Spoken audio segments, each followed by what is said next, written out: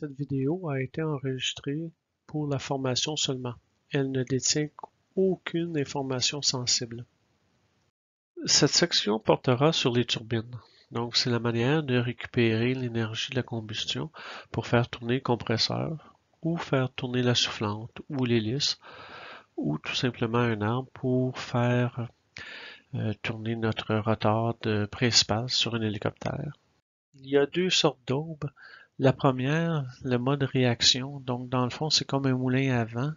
On voit à gauche la photo, donc le stator qui envoie l'air très en force vers la turbine.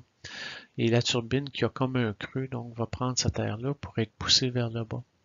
Et on a la mode impulsion. Le mode impulsion ressemble beaucoup plus à une aile d'avion. Donc, lorsque l'air passe sur l'extra d'eau, elle va créer une dépression et l'aube va être tirée vers le bas. On voit ici en rouge la turbine et en vert le stator.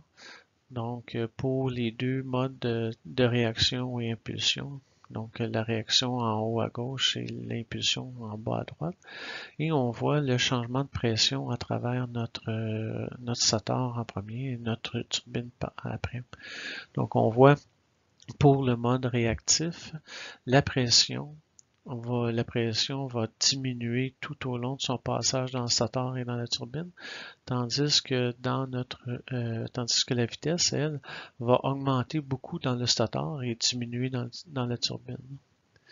Dans le mode réactif, dans le mode impulsion, c'est-à-dire le stator, la pression va aussi diminuer dans le stator et stagner dans la turbine. Et notre vitesse va augmenter beaucoup dans le stator et va se stabiliser dans la turbine. Donc, on voit les effets. On voit aussi que les deux pressions diminuent. C'est normal. Pourquoi? Parce que la turbine vient prendre de l'énergie. Dans le fond, les turbines prennent environ 80% de l'énergie de la combustion pour faire tourner le compresseur. On voit ici une coupe à différents endroits de notre turbine. On peut voir qu'on est réactif vers le bas et impulsif vers le haut. Donc, on a infléchi une vrille dans notre turbine, dans notre aube de turbine. On peut apercevoir ici une turbine non carénée à gauche en bas et à droite on a des aubes de turbine carénées, donc les espèces de winglets. Pour la désignation des turbines, nous allons tout le temps en partant de la chambre à combustion. Donc la première turbine après la chambre à combustion s'appelle tout le temps la HP turbine, ou c'est elle qui va faire tourner le compresseur s'il y a juste un compresseur dans notre moteur. Ensuite de ça, si on a un deuxième compresseur, on va avoir le compresseur LP, comme ici c'est la section jaune. Et les turbines bleues vont représenter les turbines qui vont faire tourner soit l'hélice ou la soufflante. Donc ici, nous aurions en rouge ou en orange la HP turbine, en jaune la LP turbine et en bleu les turbines de puissance. Ou encore, si c'est une turbo soufflante, nous pouvons avoir en orange la HP turbine, en jaune l'intermédiaire turbine et en bleu la LP turbine. Chaque compagnie a son appellation et même dans les compagnies, chaque modèle ou chaque famille de moteurs peuvent avoir leur appellation. Au début de l'aviation, lorsque les premiers turbopropulseurs ont fait leur apparition, la turbine qui faisait tourner l'hélice était connectée à la turbine qui faisait tourner le compresseur et le compresseur. Donc, on avait une perte de puissance, mais c'était la manière de faire. Avec les années 60, le PT6 a été un des premiers moteurs à donner ce qu'on appelle une free turbine.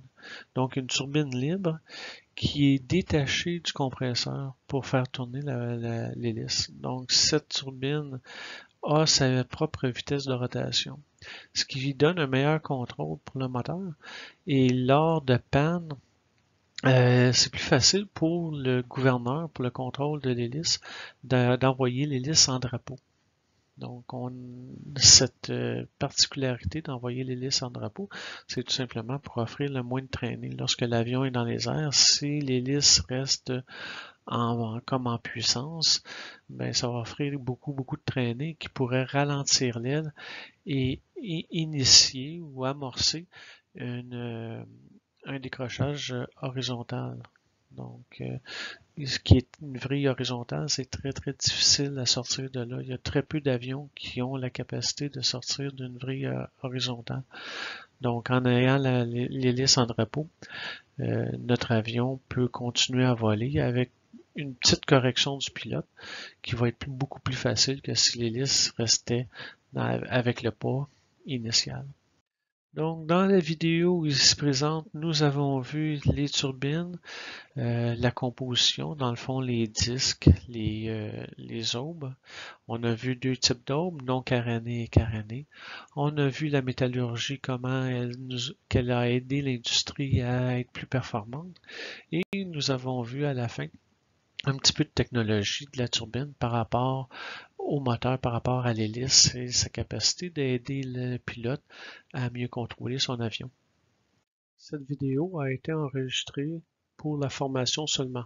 Elle ne détient aucune information sensible.